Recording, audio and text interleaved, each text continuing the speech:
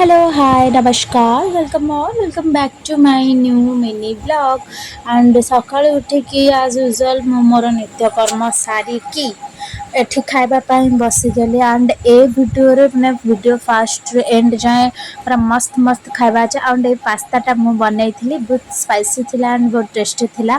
ଆଉ ପାସ୍ତା ଖାଇସାରିଲା ପରେ ଥମ୍ସ ଅପ୍ ଇଜ୍ ମ୍ୟାଣ୍ଡେଟୋରୀ ଆଉ ଏଇ ଯେଉଁ ଜିନିଷଟା ଗୋଲିଆ ଗୋଲିଆ ଦେଖୁଛନ୍ତି ସେଇଟା ଗୋଟେ ମାନେ ବରା ଏଇଟା ଗୋଟେ ନୂଆ ଓଭନ୍ ଆମର ଆସିଥିଲା ସେ ଯେଉଁ ଅଣ୍ଡା ଯେଉଁଥିରେ ସବୁ କରନ୍ତି ମାନେ ଯେଉଁ ଇନଷ୍ଟାଗ୍ରାମ ଟ୍ରେଣ୍ଡିଙ୍ଗରେ ଯିଏ ଦେଖିଥିବ ସେ ଜାଣିପାରୁଥିବ ସେ ଜିନିଷଟାକୁ ତ ସେଇଥିରେ ହେଇଥିଲା ଯେହେତୁ ଆମେ ସାଧା ପାଟି ଆମ ପାଇଁ ବରା ତ ଯେଉଁମାନେ ଅଣ୍ଡା ଖାଇଲେ ସେମାନଙ୍କ ପାଇଁ ଅଣ୍ଡାରେ ହେଇଥିଲା ଆଣ୍ଡ ବହୁତ ହି ଟେଷ୍ଟି ଲାଗୁଥିଲା ଆଉ କ'ଣ କହିବି ଏଠି ତ ଆପଣମାନେ ଦେଖୁଛନ୍ତି ତାପରେ ଏଠି ମମିର ମୋର ଗୋଟେ କିଛି କିଣାକିଣି କରିବା ପାଇଁକି ସାୟଦ କାହାର ଶାଢ଼ୀ ଫାଢ଼ୀ ବୋଧେ କିଣିବାର ଥିଲା ତ ଆମେ ଯାଇଥିଲୁ ଟିକେ କମ୍ପ୍ଲେକ୍ସ ସେଠୁ ଆସିକି ଖାଇ ପିଇକି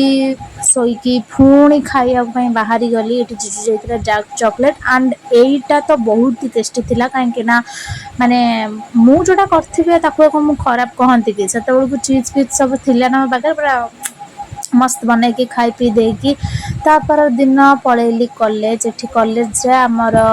କ'ଣ ଗୋଟେ କାମ ଥିଲା କ'ଣ କାମ ଥିଲା ଗୋଟେ ଷ୍ଟାଫ୍ କମନ୍ ରୁମ୍କୁ ଯାଇଛୁ ମାନେ ନିଶ୍ଚୟ ଗୋଟେ ବଡ଼ କାମଟେ ଥିବ ତ ଛାଡ଼ ଖାଇ ପିଇକି ଏଗେନ୍ ଘରକୁ ଆସ ଆଉ ଏଠି ମୋ ଦିଦିକି ଦେଖନ୍ତୁ କ'ଣ ହିଁ କରୁଛି ସେ ଏଇଟା ଜିଜୁ ତା ପାଇଁ ଆଣିଥିଲେ ସୋ ଥ୍ୟାଙ୍କ ୟୁ।